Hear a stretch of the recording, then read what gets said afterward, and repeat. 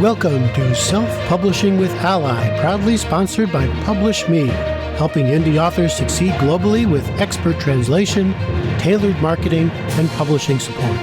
From first draft to international launch, Publish Me ensures your book reaches readers everywhere. Visit publishme.me. And now, here's your host for Self-Publishing with Ally, Dan Holloway.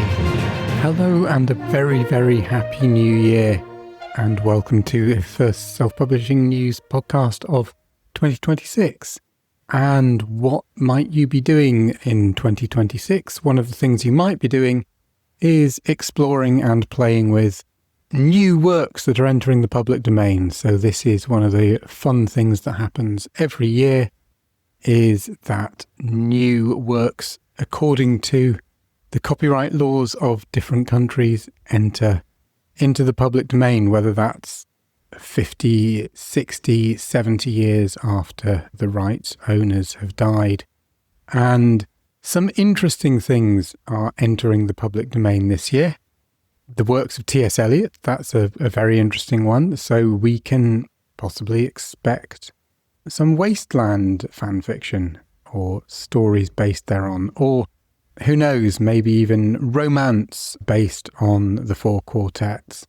We also have two of the non-fiction works of Winston Churchill, so the Second World War, and A History of the English-Speaking Peoples. So that might be interesting. The one that really caught my eye, though, was the first of the Miss Marple stories, Murder at the Vicarage. Various other thrillers. So there are works by Leslie Charteris, who is the author of The Saint, by famous writing duo Ellery Queen and Marjorie Allingham. So it's an interesting year for thrillers entering the public domain. So obviously there are some things to bear in mind when works enter the public domain.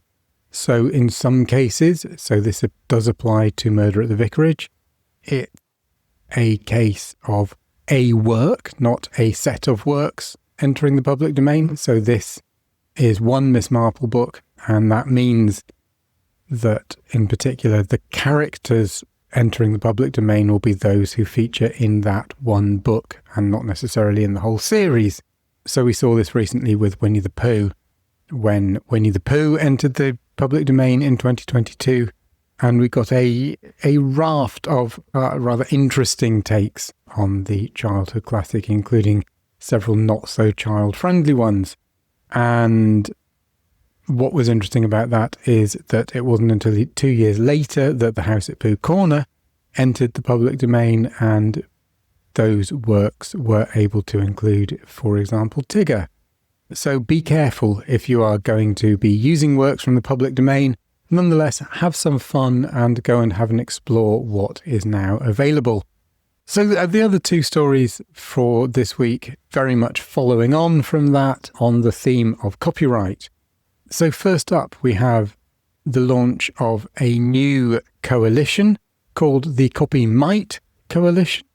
And I think this is might as in strength, not as in possibility. So I don't think there is an implied hesitance, but rather there is an implied strength that comes from authors acting together. So the Copy Might Coalition sets out to pursue a couple of goals. First of all is AI litigation, and in particular, this is around lawsuits for copyright infringement and takedown requests where copyright infringement is believed to have happened.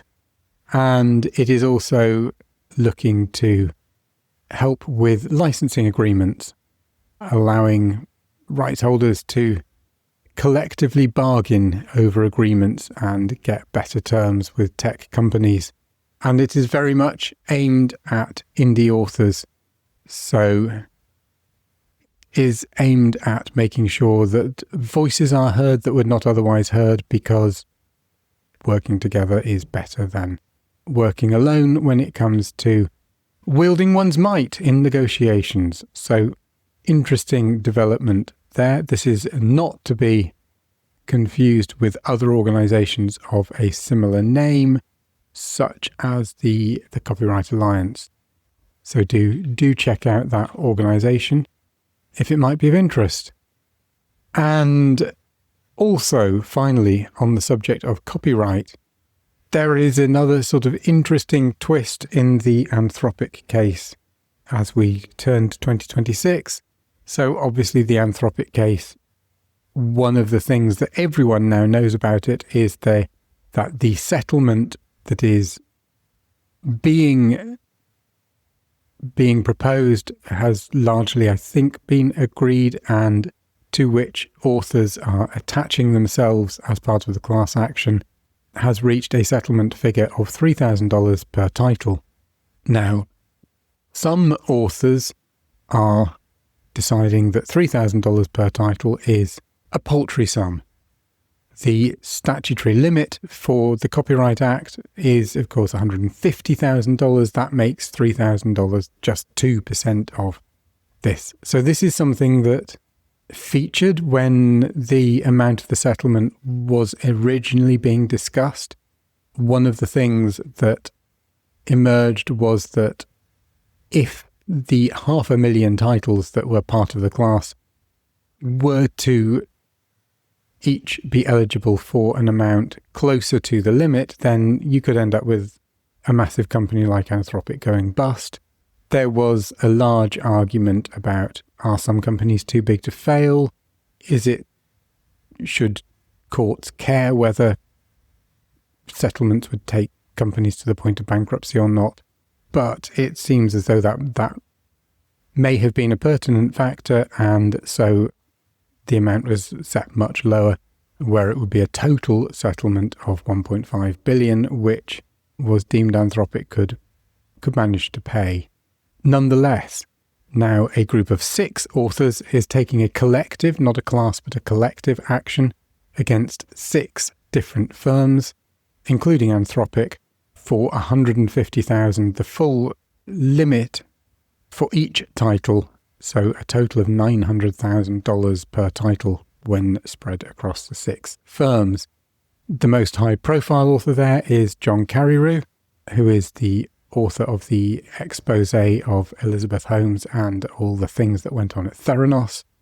Interesting that this should be someone who has made a living exposing the underhanded workings of tech. And the rationale behind this is something that sort of caught my eye, because it's using this argument that AI, the quality of AI and generative AI in particular, is dependent upon the quality of training data, and good books are the gold standard for good training data and good outputs.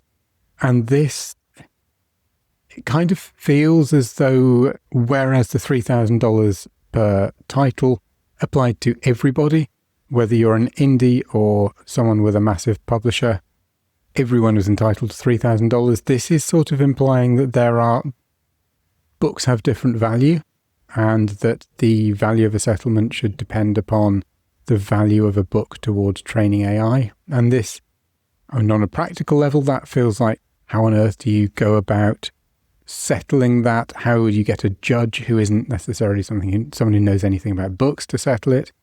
It also feels like going back to the early days when everyone sort of poo-pooed self-published works and said that they were somehow lesser.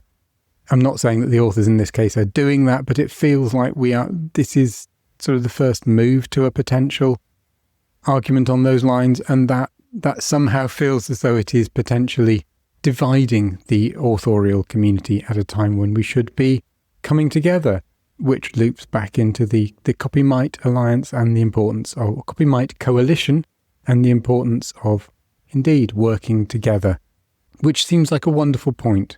Togetherness on which to leave us as we head into 2026.